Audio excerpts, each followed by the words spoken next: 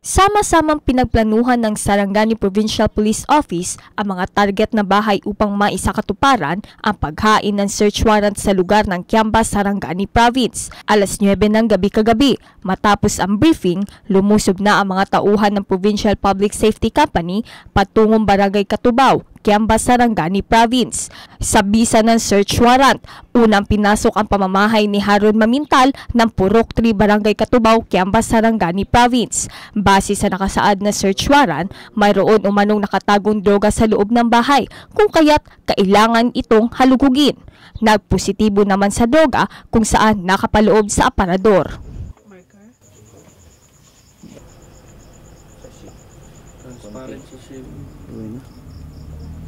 Nakatakas ang target sa search warrant na si Haron, ngunit naaresto naman ang anak nitong si Aladin Mamintal.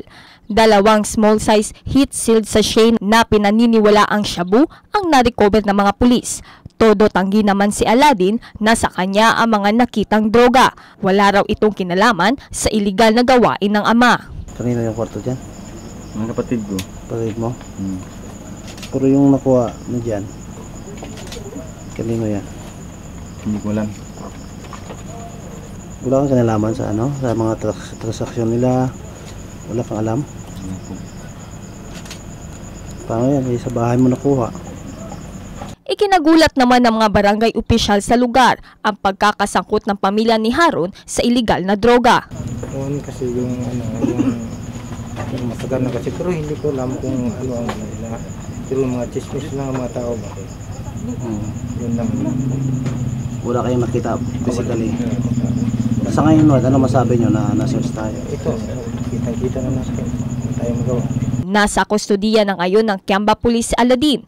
Sa Purok 6 Catubao, Kiamba naman, walang nagawa si Romel Makasimbar sa kabila ng pagmamatigas nitong papasukin sa kanyang bahay ang mga otoridad kahit may bitbit pa itong warrant of arrest. Sa kusina ni Romel, nakuhanan ito ng 2 small size na sachet ng shabu.